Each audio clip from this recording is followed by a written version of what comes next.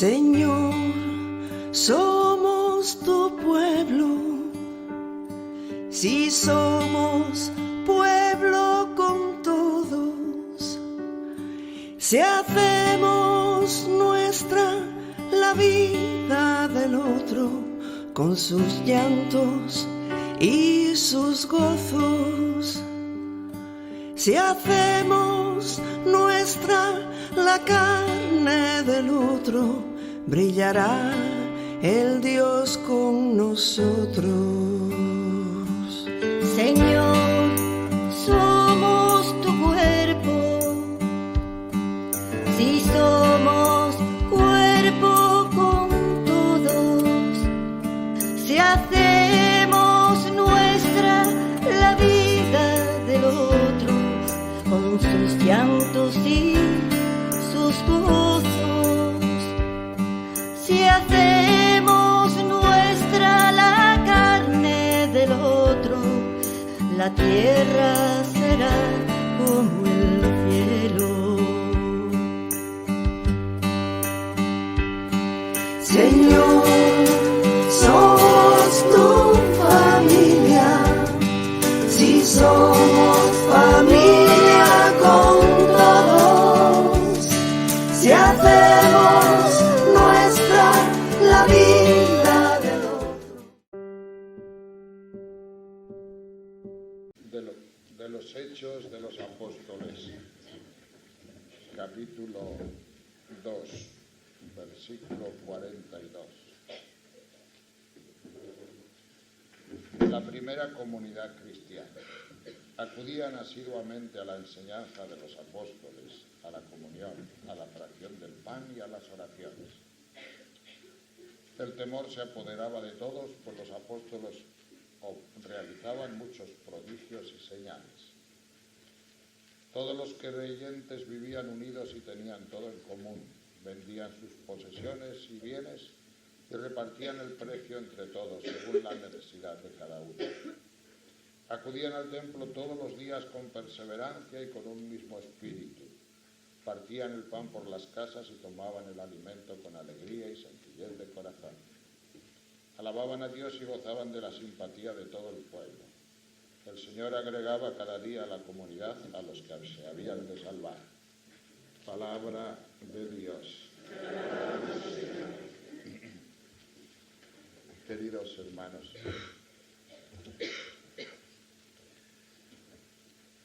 estas palabras que nos dice San Lucas sobre la comunidad, es muy importante darse cuenta dónde están puestas, en qué capítulo. Y diréis vosotros, ¿y qué más da un capítulo que otro? Pues no. En este segundo capítulo de los Hechos de los Apóstoles se nos predica lo que se llama con una palabrota griego querigma. El querigma. ¿Qué significa querigma? Significa el anuncio primitivo, la almendra, el meollo del cristianismo. Y ese meollo del cristianismo, en todo movimiento de renovación, tiene que sonar como la principal predicación, el momento crucial, lo que creemos de verdad. Y en la renovación carismática se anuncia el querigma, aunque no pronunciamos muchas veces estas palabras, pero es bueno pronunciarlas, porque así sabemos dónde estamos dentro del contexto de la teología general. En la renovación carismática se anuncia el querigma diciendo fundamentalmente una frase: Jesús es el Señor. ¿Qué ha predicado aquí Pedro el primer día de Pentecostés? Justo unos señores que estaban allí muertos de miedo en una casa por miedo a los judíos. De repente hay un ruido muy fuerte, una especie de esto, ¿cómo se llama?, de llamitas de fuego, vienen sobre sus cabezas y se sienten otros hombres distintos. Como hubo tanto ruido, pues la gente de la ciudad, como no tendría nada que hacer, normalmente en aquella época, pues fueron a donde había ruido. San Pedro abrió la ventana y empezó a predicar. ¿Y qué les dijo San Pedro? Ya lleno del Espíritu Santo, con la fuerza del Espíritu Santo, con la unción del Espíritu Santo. Les dijo sencillamente ese Jesús a quien vosotros acabáis de crucificar, ese Jesús a quien vosotros habéis declarado malhechor y digno de muerte, ese Jesús ha sido resucitado por Dios. ¿Cómo se quedarían, verdad? Luego estamos equivocados. Dios no piensa como nosotros. Dios acepta a Jesús, su manera de pensar, su manera de obrar, sus actitudes, por aquello por lo que nosotros le hemos condenado, el Señor le ha resucitado. Este Jesús a quien vosotros habéis crucificado ha sido resucitado por Dios.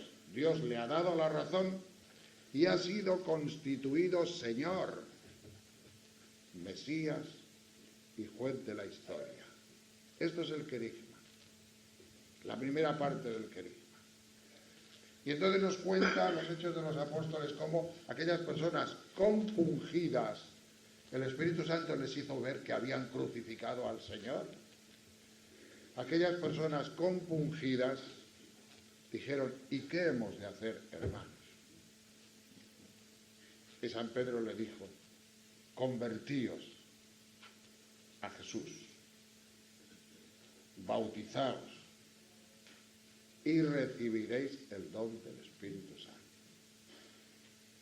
Y recibieron el don del Espíritu Santo, nos cuenta que serían 3.000 personas. Y nada más terminar esto dice, y se reunían por las casas a partir el pan y tenían los bienes en común. Es decir, la comunidad no es una cosita más, un apéndice, es parte del querigma, es parte del meollo, es parte de la almendra de el cristianismo. Vivir en comunidad o no vivir en comunidad, no da igual. Si no hay comunidad, no hay querigma. Si ha habido querigma, hay comunidad. Entonces, dentro de la fe nuestra está la comunidad también. Por eso se dice, creo en la Santa Iglesia Católica. ¿Por qué? Porque la Iglesia Católica es un objeto de fe. Si no fuera de fe, menudo lío que tendríamos. ¿Por qué tendríamos lío? Porque yo no creo en este y en este y en este y en este y en este que son católicos, ni en el Papa. Es un objeto de fe. La suma de todos los que formamos la Iglesia no forma la Iglesia. La Iglesia es más que la suma de todos nosotros, más que la suma de nuestras gracias, pero también más o menos que la suma de nuestros defectos. La Iglesia es otra cosa, tiene otro corazón. Y el corazón de la Iglesia no solamente lo formamos nosotros, sino Jesucristo resucitado, que vive por su Espíritu en medio de nosotros. Si yo digo, creo en la Iglesia Católica, pues decís vosotros, bueno, vale, hasta ahí llego. Pero si yo os digo, creo en la renovación carismática, como objeto de fe, decís, bueno, eso ya os suena un poco menos, ¿verdad? Creo en mi grupo. ¿Tú a tu grupo lo ves como objeto de fe? ¿Crees en tu grupo? ¿O vives únicamente de la suma de? En mi grupo hay 14. 7 son tontos y los otros 7 analfabetos. ¿Cómo voy a creer yo en ese grupo? Pues mira, tu grupo es más que esos 14. Es más que esos 14. Porque además de esos 14 está el Espíritu Santo. Además de esos 14 está el Espíritu de Jesucristo resucitado. Y si tú vives tu comunidad desde la fe, desde esa fe de la que te estoy hablando, tú verás cómo esa comunidad para ti, en el Espíritu, te lleva a un conocimiento de Dios, a un cambio de tu vida y a una realidad mucho más profunda. Si no crees en la comunidad como objeto de fe, entonces vas a estar muy mal.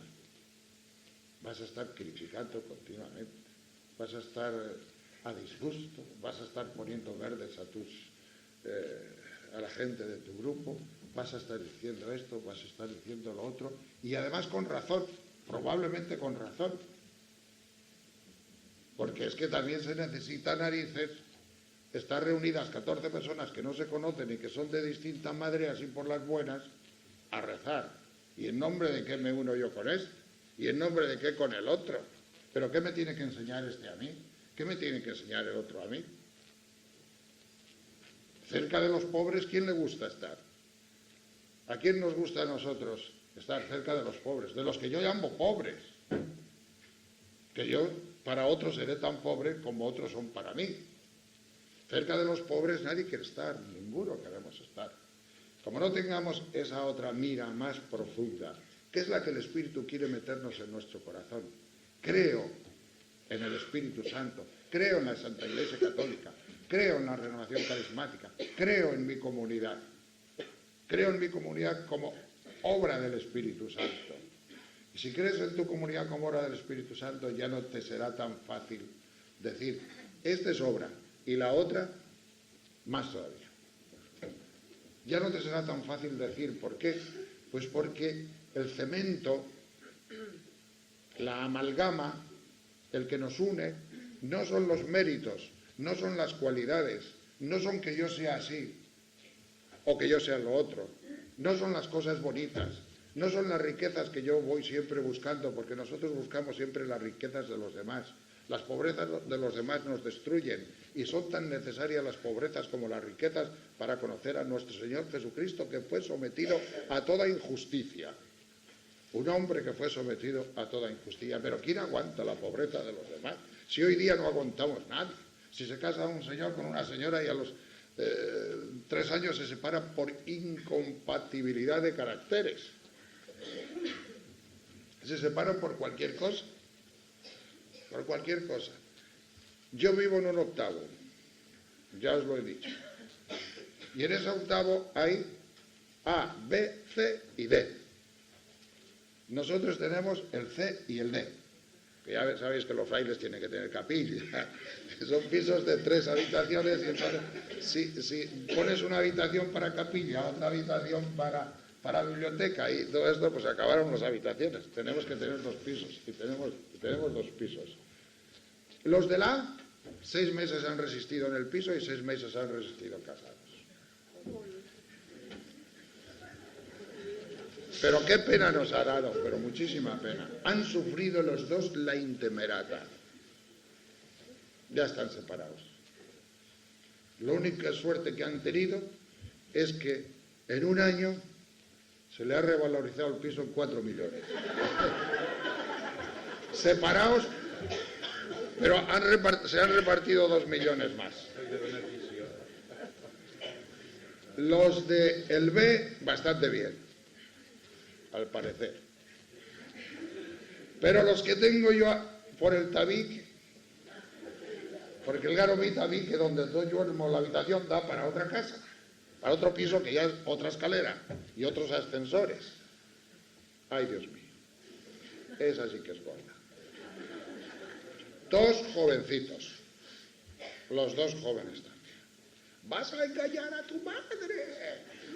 Oigo yo muchas noches a las 3 de la mañana que grita ella, porque él también grita, pero no lo entiendo.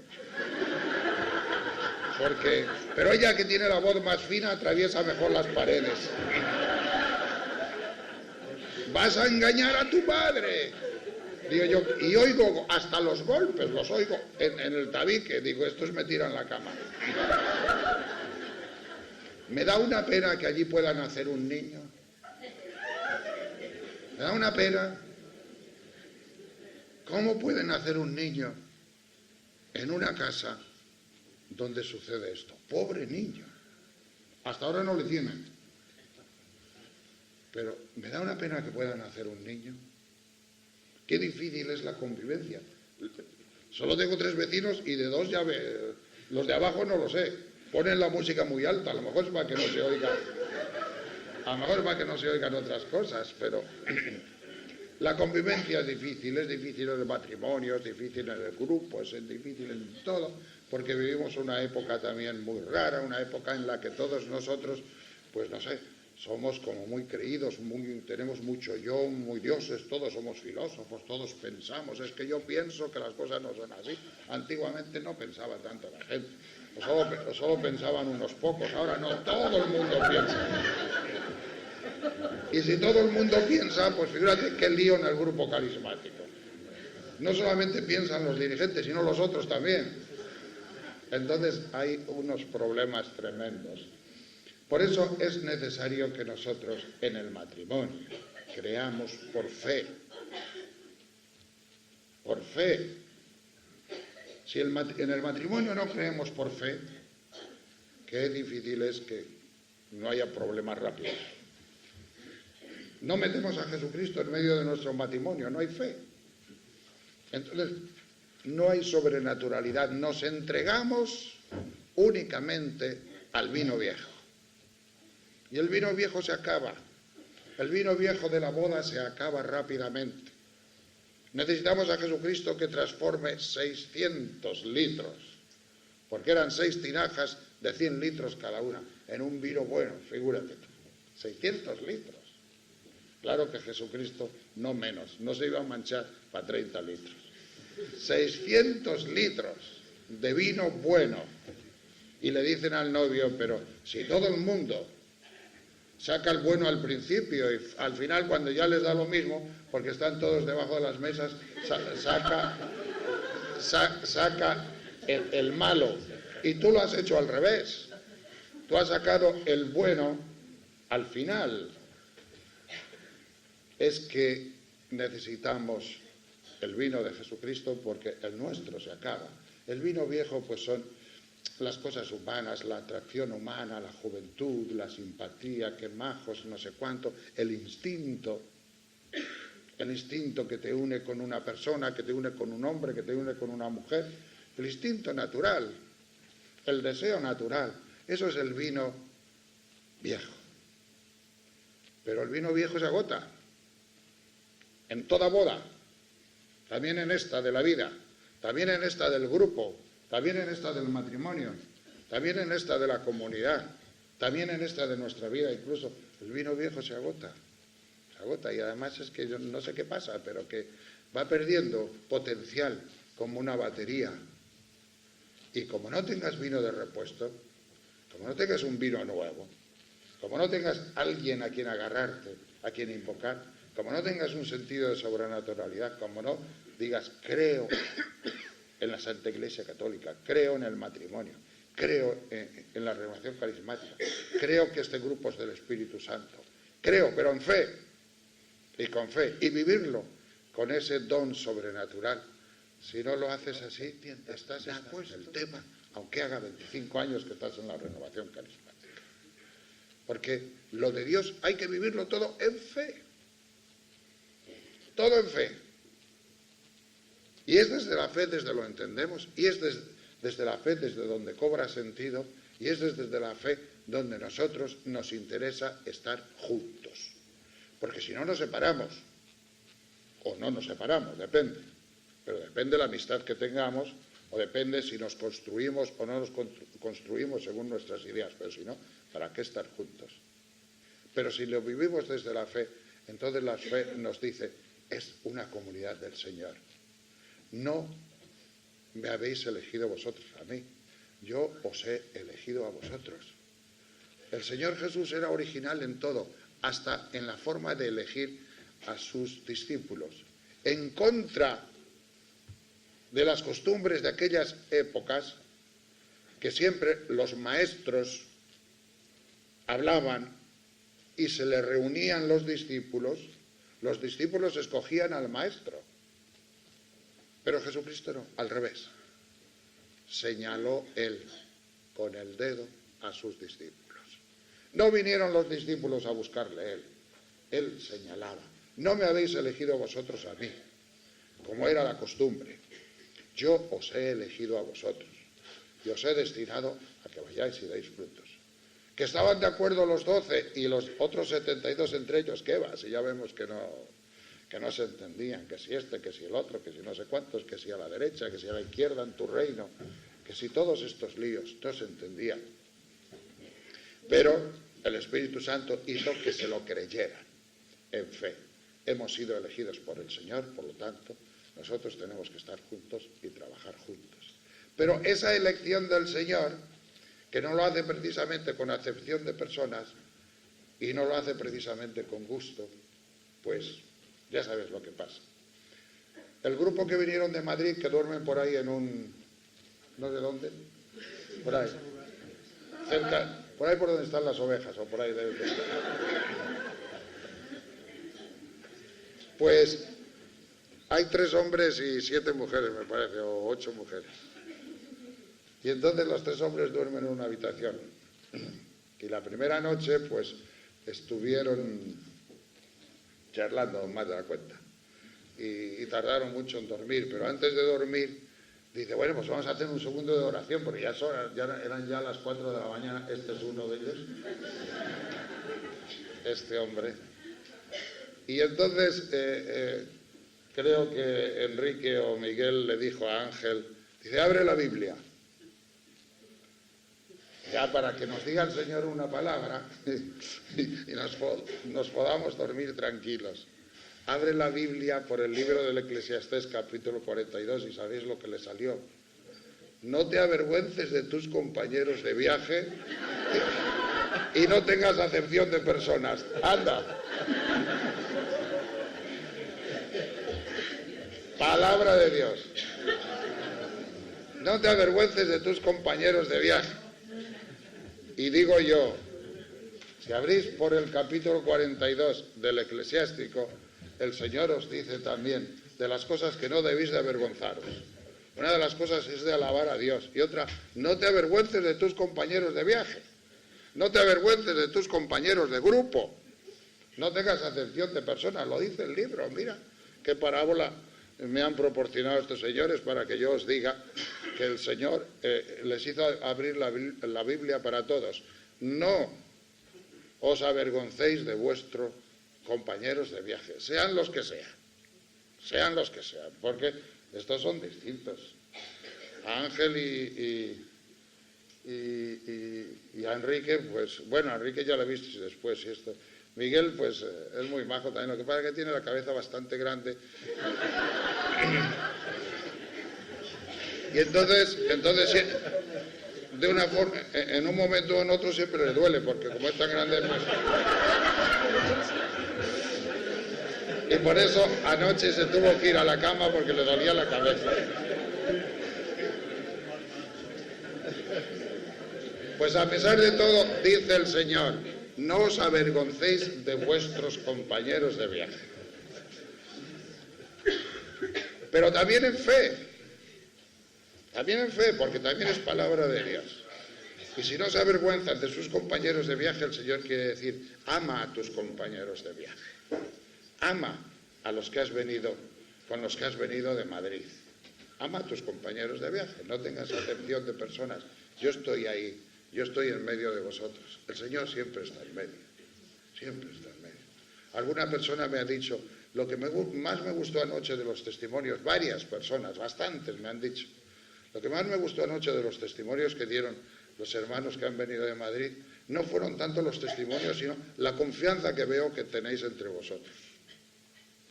Digo, pues genial, mira, y me acordé del texto, no te avergüences de tus compañeros de viaje, porque es que nos avergonzamos con tanta facilidad de nuestro grupo, si yo estuviera en otro grupo, si fuera otra cosa, si no sé cuántos.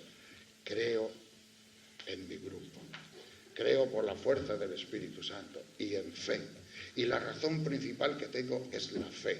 Estoy aquí por la fe, y si no estás aquí por la fe, porque es la forma de conocer a Dios, es la forma de entrar en el misterio de Jesucristo resucitado, es en la forma en que tú vas a experimentar en tu grupo que Dios está y que Dios ha resucitado Y lo vas a experimentar precisamente muchas veces cuando sois tan incompatibles los unos con los otros, pero ahí vas a experimentar cómo el Señor, actuando, te va a decir, mira, lo que parecía imposible, ahí está. Vivir al Señor desde la fe es la raíz más profunda de la perseverancia, es la raíz más profunda de que la renovación carismática va a ser un don para ti y un don que te lleve hasta donde el Señor quiere, hasta el conocimiento profundo de Dios y hasta aquello que el Señor haya destinado que tú tengas que hacer, porque es una vocación, claro que es una vocación, vaya que sí es vocación. ¿Cómo lo notan los frailes en este momento? ¿Cómo lo notan? No hay ni una vocación para frailes, ni jesuitas, ni dominicos, no hay casi nadie, no hay casi nadie. ¿Y por qué razón? Porque no hay chicos que sigan a Dios. Sí, hombres, y jóvenes hay muchos, mira que de ellos, y qué guapos son todos y todas. Jóvenes hay muchos, pocos pero muchos, pero muchos. ¿Pero qué pasa?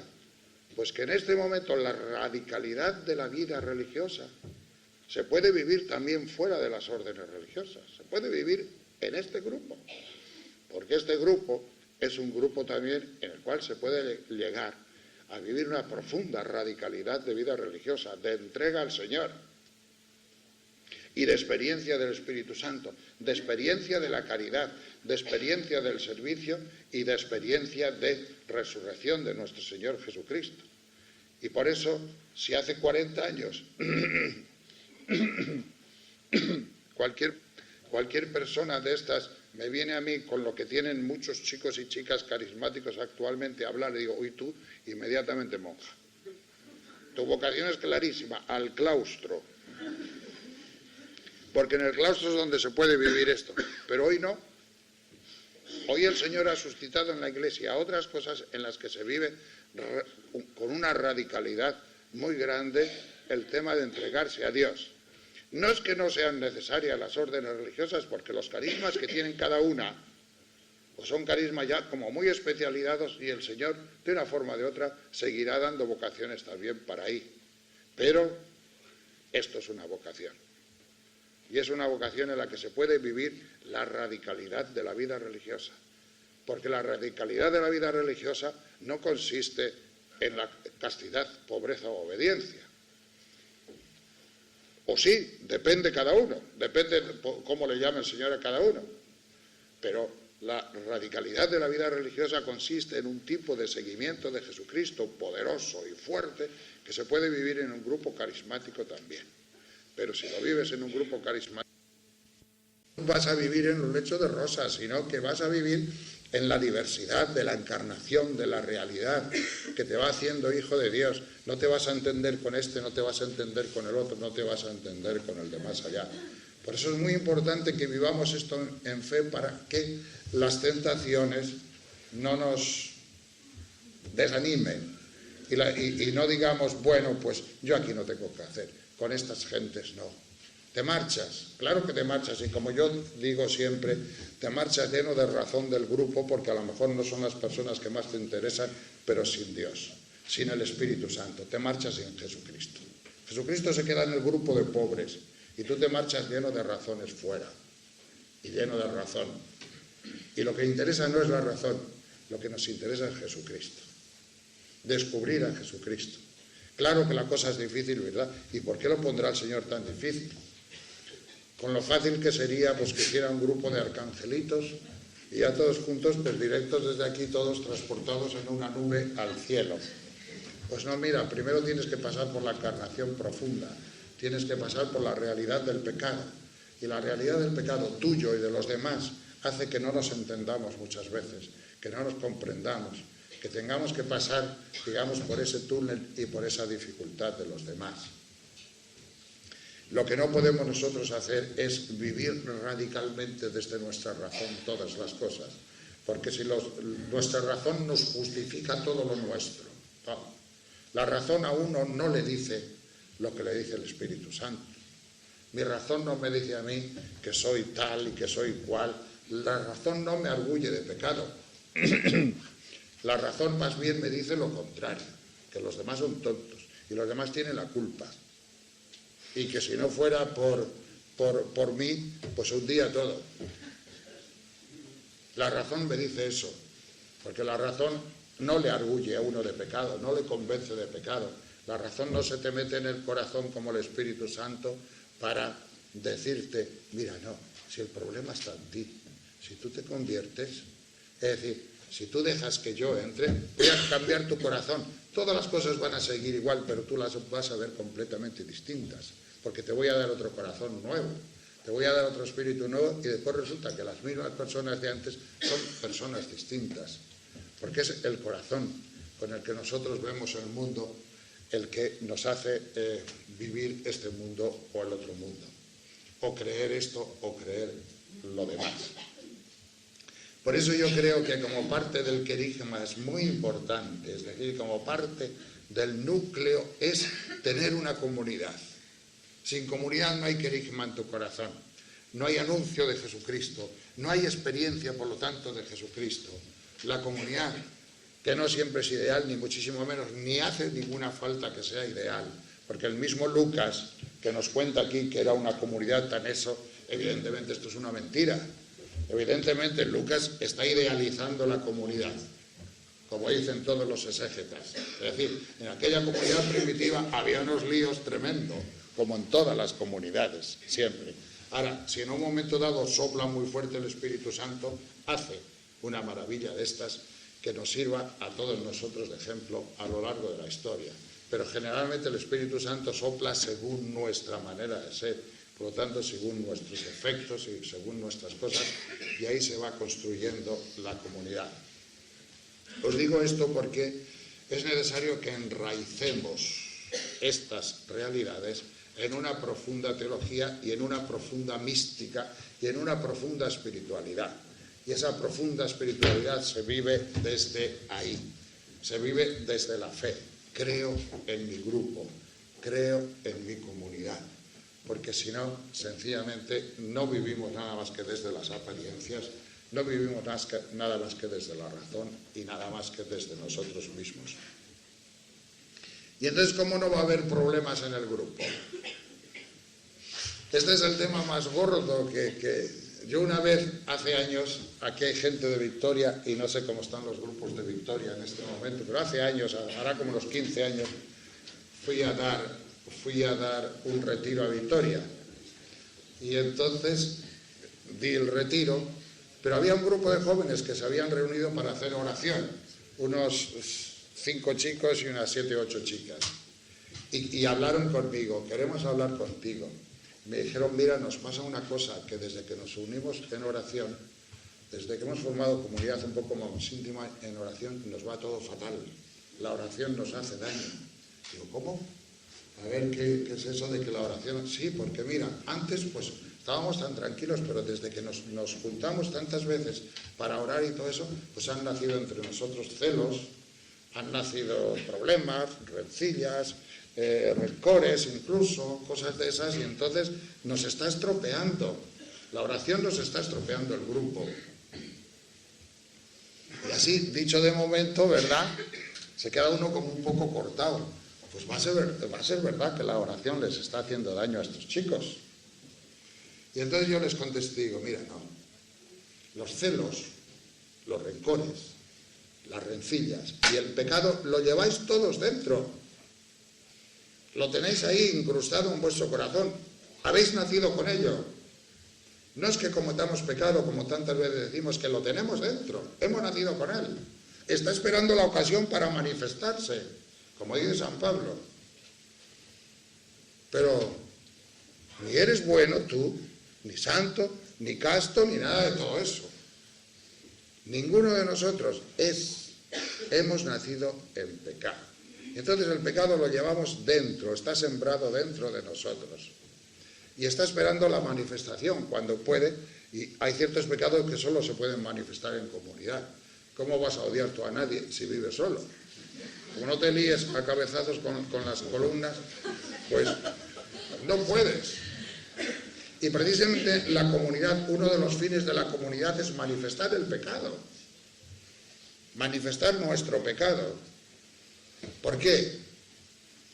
Porque cuando tú te sientes celoso, es que tienes celos. La culpa la tienen los otros, no, que están dentro de ti, hombre. Están dentro de ti. Y es lo que te va a hacer ver el Espíritu Santo, que el pecado eres tú. Que es tu juicio, que sale dentro de ti. El pecado eres tú. No te hace daño la oración, no te hace daño la comunidad. Precisamente cuando te sientes celoso, cuando estás mal, cuando criticas a estos, cuando criticas a los demás, cuando sientes hasta odio, cuando sientes muchas veces, pues no sé qué, cuando sientes desánimo, cuando sientes ahí, en ese momento el Señor lo pone todo. Para que pueda ser sanado esto, para que la comunidad se dé cuenta de su pecado, para que la comunidad ore al Señor, para que oremos los unos por los otros. ¿Por qué creéis que en la renovación carismática se intercede tanto los unos por los otros? ¿Para que nos toque la lotería? No se intercede para que nos toque la lotería, se intercede para que nos aceptemos en nuestra pobreza, nos aceptemos en nuestro pecado, nos aceptemos en nuestra debilidad, en nuestra impotencia, y pueda ahí brillar la resurrección de Jesucristo. Es muy importante, es muy importante. Y las peleas y todo esto también son muy importantes. ¿Sabéis por qué? Porque una comunidad cristiana tiene que haber pasado ya por las peleas y por esas cosas, si no, vivimos una comunidad ingenua. Ay, qué guapines somos, ay, qué bien estamos juntines, ay, qué no sé cuántos, ¿no? Pero después vienen las peleas. La comunidad buena es la que se ha peleado bien. La comunidad buena es la que está más allá de las peleas. La comunidad buena es la que en la pelea ha clamado a Dios. Ha clamado a Dios en el pecado, ha clamado a Dios en la pelea y ha clamado a Dios, y el Señor les ha ido sacando de eso. Y entonces en este momento ya, más allá del no entenderse, más allá de las dificultades, más allá de esto, pues nosotros empieza a triunfar Jesucristo resucitado entre nosotros, dándonos un amor que ya ha sido zarandeado suficientemente entre los gustos de uno y los gustos de otro. Si no, la renovación carismática, como la Iglesia, como todo, sería comunidad, qué sé yo, pues de escapados, comunidad de Heidis, comunidad de Blancanieves, o como comunidad de Bambis, o comunidad de algo de eso. Pues miren a usted, no, es una comunidad de seres humanos que ya se han cribado suficientemente los unos con los otros. Es esa comunidad del Espíritu, es esa comunidad del Señor. Por lo tanto, no nos podemos escandalizar ni de nuestro pecado, ni de la pobreza de nuestra comunidad. En los religiosos siempre ha habido lo que se llamaba el capítulo de culpas. El capítulo de culpas, cuando se lleva bien, es precisamente confesarse los pecados los unos a los otros. Pero eso solo se puede hacer cuando hay espíritu. Es lo que decimos muchas veces. Hay testimonios, como nos contaron anoche de la vida, que estoy yo seguro que estos que contaron el testimonio aquí, en su trabajo, ni se atreven a contarlo. ¿Por qué? Porque se sienten juzgados o se pueden sentir juzgados. Pero aquí, ¿por qué pueden contar este testimonio? Y más gordo podía haber sido el testimonio, y hablar más de su pecado, y hasta el fondo de su pecado. ¿Por qué? Porque hay suficiente Espíritu Santo aquí, no digo que tengamos mucho, pero suficiente para decir cosas muy gordas sin sentirnos juzgados. Y ahí es donde hay esa libertad. Ahí es donde se hace Dios. Ahí es donde se hace el amor. En poder hablar de lo profundo de ti. Y es donde se hace el amor, ¿por qué? Porque ahí es donde te sientes acompañado y comprendido. Si el amor fundamentalmente no es nada más que comprensión y acompañamiento profundo en el centro de uno mismo. El amor es eso, fundamentalmente eso. Y si no hay eso, todo lo demás vale poco. Y si hay eso, hay mucho, hay casi todo. Es en el centro de nosotros mismos donde nos sentimos comprendidos. En la vida religiosa, pues yo tengo la experiencia de que cuando nos reuníamos, porque yo me he reunido al capítulo de culpas muchas veces, de culpis, como decíamos en latín, Pues bueno, pues aquello era un cachondeo impresionante, porque me acuso de haber tirado agua por la ventana, me acuso de charlar en lugares prohibidos, me acuso, nada, de pecados, nada, porque ni habías tirado agua por la ventana, ni habías... Te importaba un pepino, pero para salir del paso, como te acusabas de cualquier cosa con tal de pasar la rueda, y que venga el siguiente, y el siguiente se acusaba también de tirar agua por la ventana. Y al final, después de unos cuantos años de tirar agua por la ventana, todos aburridos, se acabó el capítulo de culpas. Ya no nos volvimos a reunir nada, hasta los propios superiores dijeron, bueno, esto no tienes... Es que si dices algo más gordo, lo primero que hace el maestro de estudiantes o el prior es decir, usted sálgase de la orden, porque si hay espíritu, se puede hablar. Y el clima de comunicación, de compartir y de comprensión, ese clima te da también, es un baremo para saber el Espíritu Santo que hay en este grupo. La confianza de los unos con los otros para poner al desnudo nuestra vida, para poner al desnudo nuestras cosas, para poder hablar entre los unos y los otros de lo íntimo tuyo, de lo profundo, sabiendo que te van a querer en tu pobreza, sabiendo que te van a querer ahí donde ni tú mismo te quieres, ahí mismo, donde tú ni siquiera te quieres, ahí no te van a juzgar, no te van a juzgar. Yo no sé si tendréis la experiencia, pero yo sí que la tengo. Cuando tienes un amigo, ¿para qué te vale el amigo? ¿Para qué te vale fundamentalmente un amigo?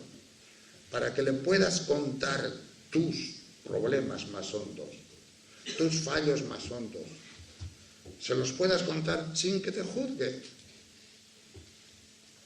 Porque así descansas en el amigo. Y el amigo es un tesoro. Pero si el amigo te juzga, le cuentas un fallo tuyo, le cuentas un problema y el amigo te juzga, y el amigo te dice, es que ya te lo he dicho 1000 veces, es que eres tonto, es que te va a suceder siempre lo mismo. Tú lo que tienes que hacer es esto y esto y esto. Se acabó el amigo. Seguirás siendo amigo para tomarte una caña, pero ni la caña va a ser capaz de curarte las vértebras. Nada. Lo que nos cura verdaderamente en el corazón es que puedas ser débil delante de una persona. Que puedas ser débil delante de una persona. Que esa persona sea, pues mira, no puedo más, no aguanto más, no puedo con este tema, no puedo con lo otro. Y que te escuche, te acoja y sientas su compañía, sin juicio. Porque si hay juicio, inmediatamente ya esa amistad pierde quilates. Y qué dados somos a dar recetas, qué dados somos a decir a los demás lo que tienen que hacer, en vez de comprenderles en su pobreza, en su pecado, en su dificultad, en su no poder más. Pues mira, no puedo más y no pasa nada, hombre. Si no pasa nada, si nunca pasa nada. Comprender. Y el Señor nos da, para que exista el amor, nos da esa forma de actuación y esa forma de comprensión y esa forma de amor. Qué importante es esto.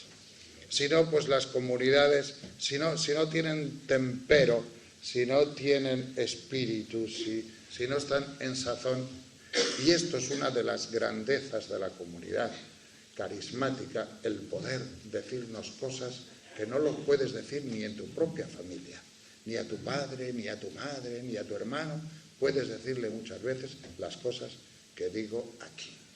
Yo, cuando vaya a mi convento, y miles de veces que he ido a mi convento, si les cuento algo de lo maravilloso que ha sido 3 días en Loyola, no pasan 3 minutos que me quedo solo en la mesa y estoy hablando y digo, si ya no hay ninguno.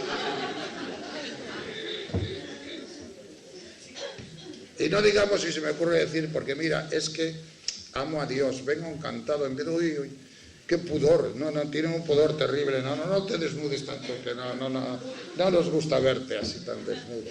No puedes hablar de Dios, no puedes hablar de tus sentimientos más íntimos, no puedes, nada. Y estos sentimientos, cuanto más espirituales, peor. Hoy se puede blasonar, como decía mi padre, o se puede vacilar, de todo lo que quieras. Porque lo que escandaliza verdaderamente son los sentimientos. Puedes decir, pues mira usted, van unos tíos al trabajo y dicen, pues me he cepillado 4 tías este fin de semana. Eso lo puedes decir. Y montones de cosas de esas. Y he robado 100.000 pesetas en mi empresa. Y montones de cosas de esas se pueden contar. Se pueden contar los pecados, se pueden contar todas estas cosas porque no se les da mucha importancia. Incluso uno se jalea y uno dice que no sé cuántos y que no sé cuál. Pero como se te ocurre hablar de un poco de sentimientos, de intimidad, escandalizan a la gente terrible.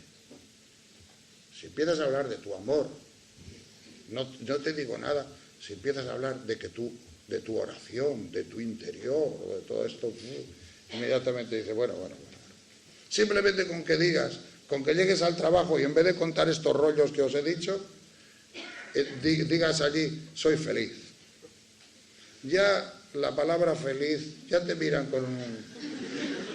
¿Este qué dice? ¿Que es feliz? Ya esa palabra suena raro.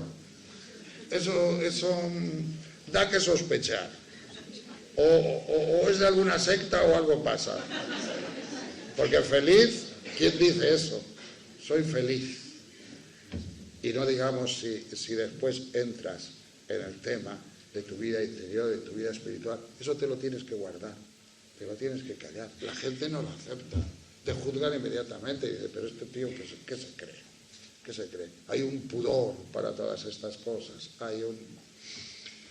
Gracias a Dios, entre nosotros, pues precisamente podemos poner en común nuestra vida íntima, podemos poner en común nuestro pecado, podemos poner en común nuestros sentimientos, y en todos los sentimientos se hacen y los sentimientos crecen.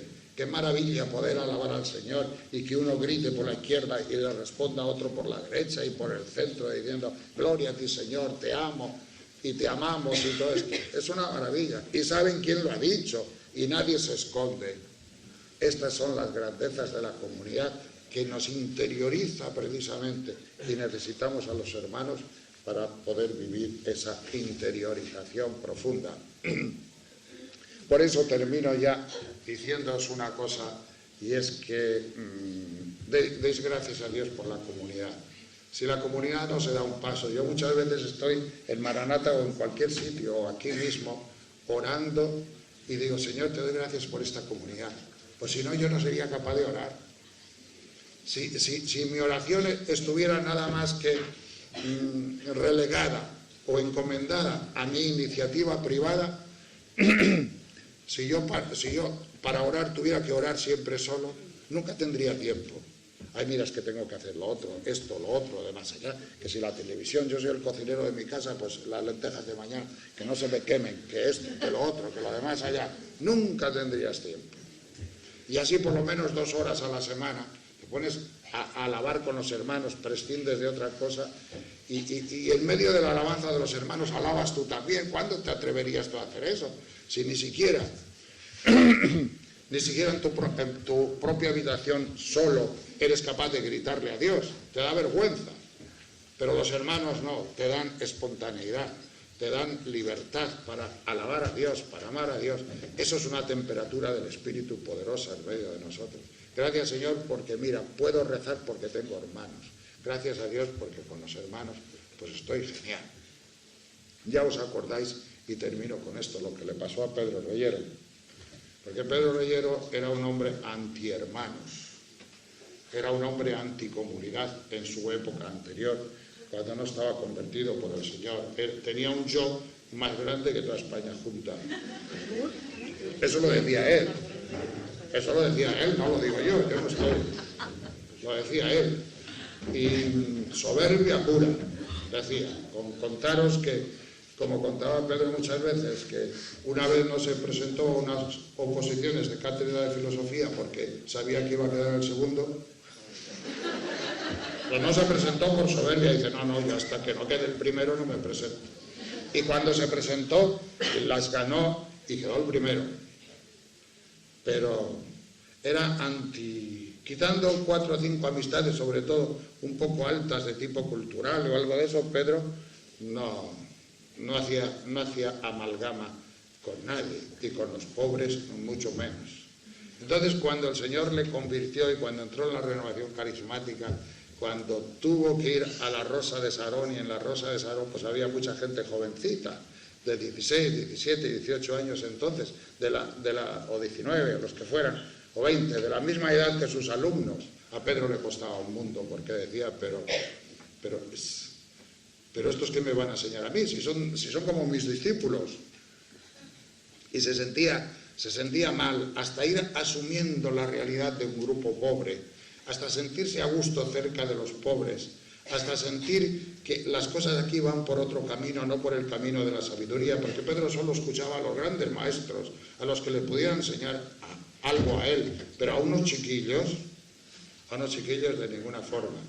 Y entonces no le era fácil, pero el Señor le hizo un aprendizaje tremendo a lo largo de 2 años o 3, cerca de los pobres, y los pobres estaban en el grupo. Eran chicos y chicas pues monísimos, dientes de COU o de primero, de universidad o de lo que fuera, pero pues a él en ese momento pues no le llegaba a ese tema, porque estaba acostumbrado a otros foros muy distintos donde había gente superintelectual y supercultural, que era a lo que él le iba.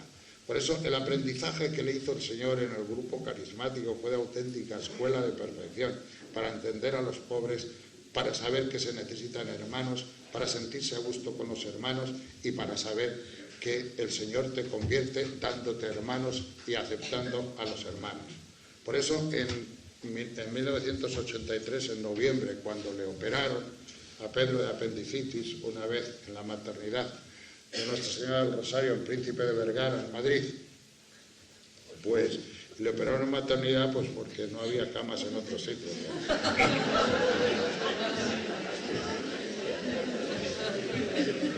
Pues Pedro resulta que pasó una mañana muy mala, aunque le regalaron un chupete. Algún chusco pasó por allí, abrió la puerta y le regaló un chupete para cuando naciera el niño. Pero después vino una monja y le regaló, o le dejó un libro que hablaba sobre la resurrección, cuenta él. Y ese libro pues ya le llenó un poco de paz, porque se sentía muy mal, y se sentía muy mal porque decía, le iban a poner anestesia total. Dice, ¿y si me muero? Le entró el yuyu ese, le entró el trauma de que la anestesia lo iba a matar. De que la anestesia lo iba a matar, de que se iba a morir. Le entró esa cosa y no podía con ella. Y se pasó una mañana fatal. El libro sobre la resurrección le ayudó un poquito. Pero ya más tarde fue el Señor el que vino y le iluminó. Te lo estás pasando mal sencillamente porque tienes miedo a la muerte, ¿entiendes? Y entonces le iluminó el Señor en una cosa que le explica muy bien, y que tienes hermanos. Y entonces Pedro se dio cuenta que tenía hermanos. Y al darse cuenta que tenía hermanos, se le fue quitando el miedo a la muerte. Porque cuando mueres con hermanos, mueres en el Señor, mueres con Dios. Y fue la forma que le sanó el Señor ese miedo. Tengo hermanos. Y dice que le entró una paz tan profunda que la anestesia le pilló con la sonrisa en los labios. Y mientras le operaron todo el tiempo se estuvo sonriendo. Porque claro, la anestesia te deja tal como te pilla.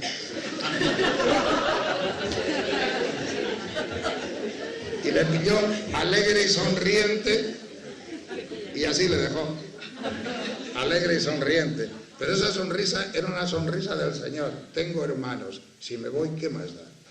Presentarse delante de Jesucristo con hermanos es el cielo. Presentarse delante de Jesucristo sin hermanos, pues es la muerte. Es el infierno. Es el infierno. Entonces, pues, damos gracias a Dios de todo corazón porque tenemos hermanos, porque al regalarnos el Señor una comunidad nos regala algo maravilloso. ¿De qué voy a ser yo hermano de nadie, ni nadie hermano de mí? El Señor nos ha regalado los unos a los otros. Demos gracias al Señor por ello y es un don enorme. Gloria al Señor.